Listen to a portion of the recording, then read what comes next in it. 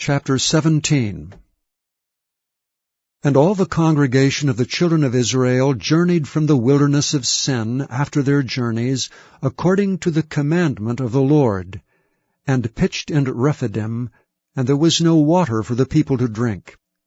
Wherefore the people did chide with Moses, and said, Give us water, that we may drink. And Moses said unto them, Why chide ye with me? Wherefore do ye tempt the Lord? And the people thirsted there for water, and the people murmured against Moses, and said, Wherefore is this that thou hast brought us up out of Egypt, to kill us and our children and our cattle with thirst? And Moses cried unto the Lord, saying, What shall I do unto this people? They be almost ready to stone me. And the Lord said unto Moses, Go on before the people, and take with thee of the elders of Israel. And thy rod wherewith thou smotest the river take in thine hand, and go. Behold, I will stand before thee there upon the rock in Horeb, and thou shalt smite the rock, and there shall come water out of it, that the people may drink. And Moses did so in the sight of the elders of Israel. And he called the name of the place Massah and Meribah, because of the chiding of the children of Israel, and because they tempted the Lord, saying, Is the Lord among us or not? Then came Amalek, and fought with Israel in Rephidim. And Moses said unto Joshua, Choose us out men, and go out, fight with Amalek. Tomorrow I will stand on the top of the hill, with the rod of God in mine hand. So Joshua did as Moses had said to him, and fought with Amalek. And Moses, Aaron, and Hur went up to the top of the hill. And it came to pass, when Moses held up his hand, that Israel prevailed. And when he let down his hand, Amalek prevailed. But Moses' hands were heavy. And they took a stone, and put it under him, and he sat thereon, and Aaron and Hur stayed up his hands, the one on the one side, and the other on the other side, and his hands were steady until the going down of the sun. And Joshua discomfited Amalek, and his people with the edge of the sword. And the Lord said unto Moses, Write this for a memorial in a book, and rehearse it in the ears of Joshua. For I will utterly put out the remembrance of Amalek from under heaven. And Moses built an altar, and called the name of it Jehovah Nissi. For he said, Because the Lord hath sworn that the Lord will have war with Amalek from generation to generation. Chapter 18. When Jethro the priest of Midian, Moses' father-in-law, heard of all that God had done for Moses and for Israel his people, and that the Lord had brought Israel out of Egypt, then Jethro, Moses' father-in-law, took Zipporah, Moses' wife, after he had sent her back, and her 2 sons, of which the name of the one was Gershom, for he said, I have been an alien in a strange land. And the name of the other was Eliezer, for the God of my father, said he, was mine help, and delivered me from the sword of Pharaoh. And Jethro, Moses' father-in-law, came with his sons and his wife unto Moses into the wilderness, where he encamped at the mount of God. And he said unto Moses, I thy father-in-law Jethro am come unto thee, and thy wife and her 2 sons with her. And Moses went out to meet his father-in-law, and did obeisance, and kissed him, and they asked each other of their welfare, and they came into the tent. And Moses told his father-in-law all that the Lord had done unto Pharaoh and to the Egyptians for Israel's sake, and all the travail that had come upon them by the way, and how the Lord delivered them. And Jethro rejoiced for all the goodness which the Lord had done to Israel, whom he had delivered out of the hand of the Egyptians. And Jethro said, Blessed be the Lord, who hath delivered you out of the hand of the Egyptians, and out of the hand of Pharaoh, who hath delivered the people from under the hand of the Egyptians. Now I know that the Lord is greater than all gods, for in the thing wherein they dealt proudly he was above them. And Jethro, Moses' father-in-law, took a burnt offering and sacrifices for God. And Aaron came, and all the elders of Israel, to eat bread with Moses' father-in-law before God. And it came to pass on the morrow that Moses sat to judge the people, and the people stood by Moses from the morning unto the evening. And when Moses' father-in-law saw all that he did to the people, he said, What is this thing that thou doest to the people? Why sittest thou thyself alone, and all the people stand by thee from morning unto even? And Moses said unto his father-in-law, Because the people come unto me to inquire of God. When they have a matter, they come unto me, and I judge between one and another, and I do make them know the statutes of God and his laws. And Moses' father-in-law said unto him, The thing that thou doest is not good. Thou wilt surely wear away, both thou and this people that is with thee, for this thing is too heavy for thee. Thou art not able to perform it thyself alone. Hearken now unto my voice, I will give thee counsel, and God shall be with thee. Be thou for the people to Godward, that thou mayest bring the causes unto God.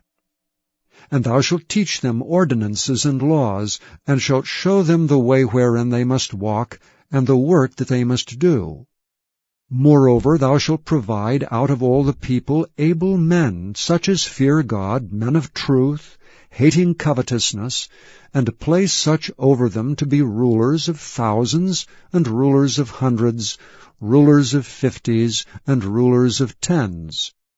And let them judge the people at all seasons.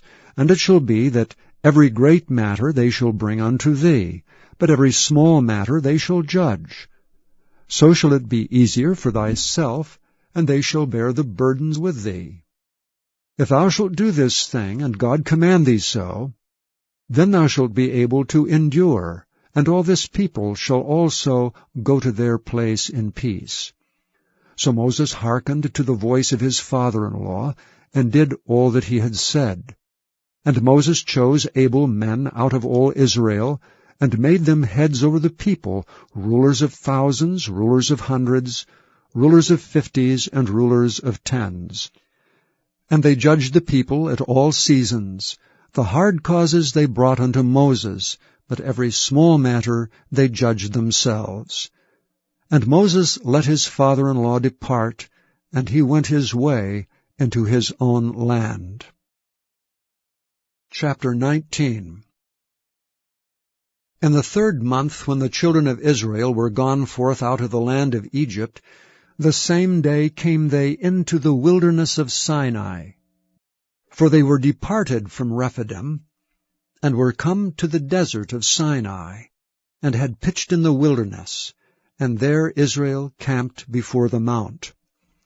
And Moses went up unto God, and the Lord called unto him out of the mountain, saying, Thus shalt thou say to the house of Jacob, and tell the children of Israel, Ye have seen what I did unto the Egyptians, and how I bare you on eagle's wings, and brought you unto myself. Now therefore, if ye will obey my voice indeed, and keep my covenant, then ye shall be a peculiar treasure unto me above all people, for all the earth is mine. And ye shall be unto me a kingdom of priests, and an holy nation. These are the words which thou shalt speak unto the children of Israel. And Moses came and called for the elders of the people, and laid before their faces all these words which the Lord commanded him. And all the people answered together and said, All that the Lord hath spoken we will do. And Moses returned the words of the people unto the Lord.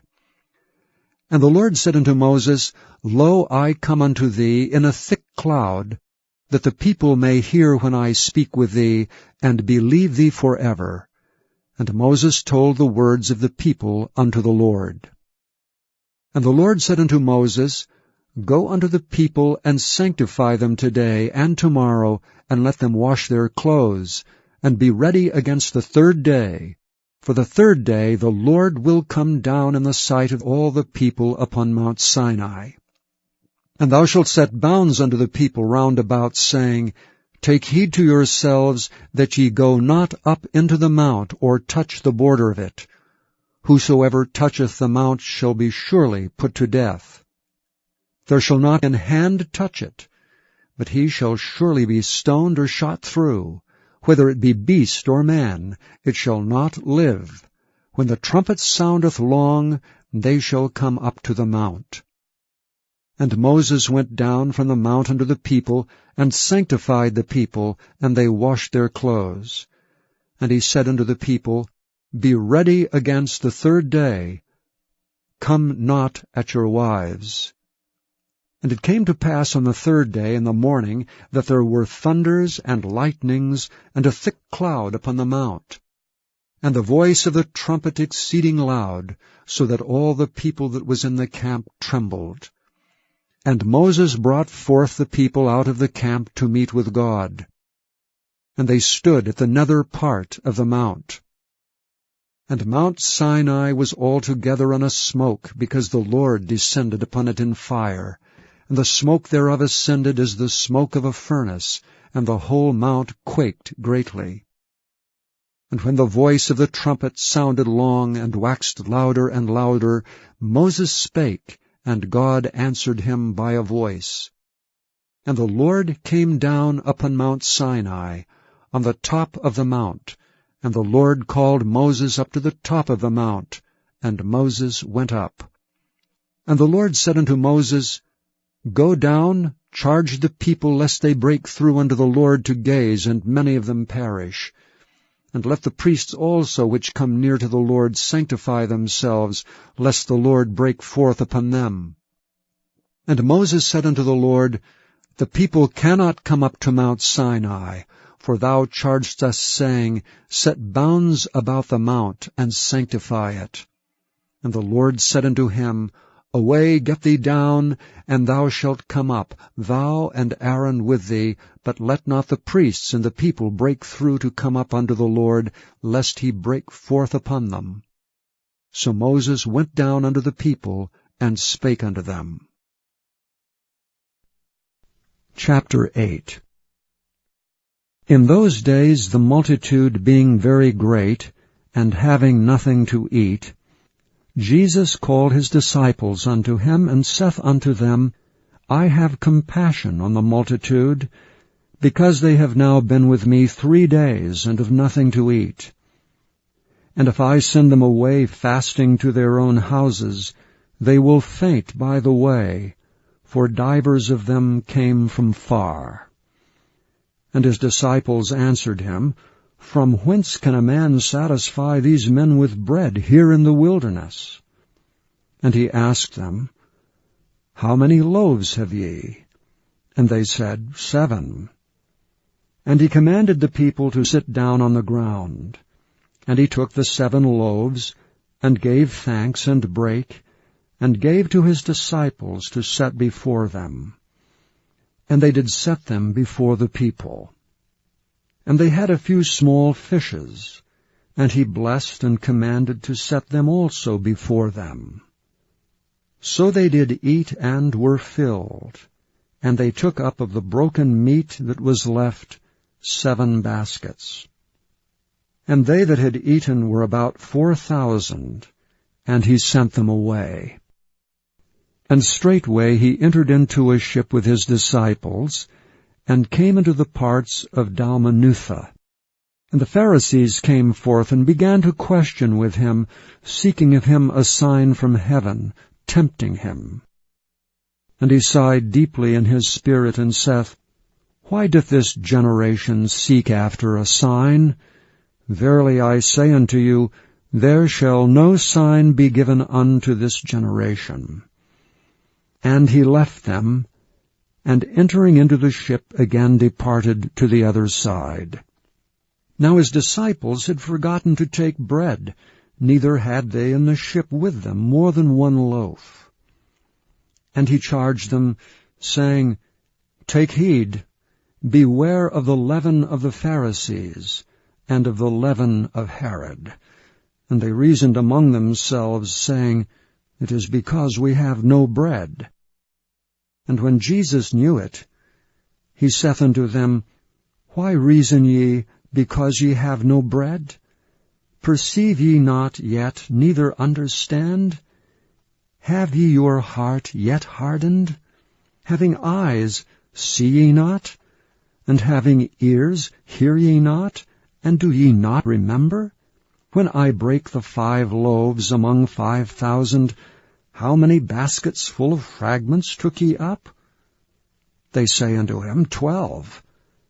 And when the 7 among 4,000, how many baskets full of fragments took ye up? And they said, 7.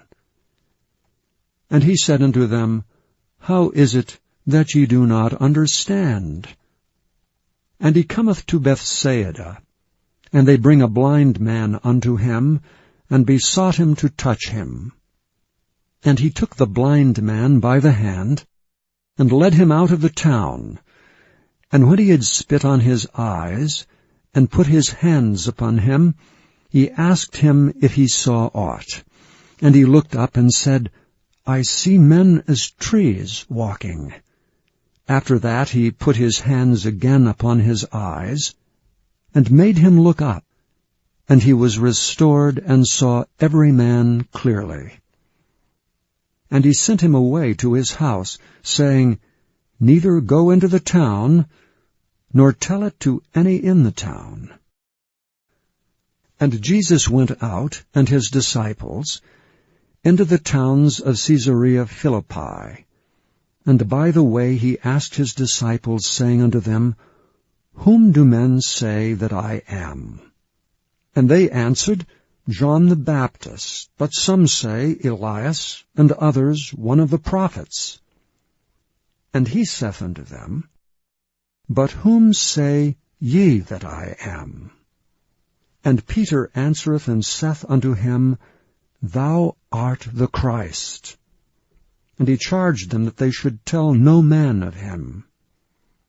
And he began to teach them that the Son of Man must suffer many things, and be rejected of the elders, and of the chief priests and scribes, and be killed, and after 3 days rise again. And he spake that saying openly, and Peter took him and began to rebuke him. But when he had turned about and looked on his disciples, he rebuked Peter, saying, Get thee behind me, Satan, for thou savorest not the things that be of God, but the things that be of men. And when he had called the people unto him with his disciples also, he said unto them, Whosoever will come after me, let him deny himself, and take up his cross, and follow me. For whosoever will save his life shall lose it, but whosoever shall lose his life for my sake and the gospel's, the same shall save it. For what shall it profit a man, if he shall gain the whole world, and lose his own soul? Or what shall a man give in exchange for his soul? Whosoever therefore shall be ashamed of me, and of my words in this adulterous and sinful generation, of him also shall the Son of Man be ashamed, when he cometh in the glory of his Father, with the holy angels. Please visit YesTheBible.com.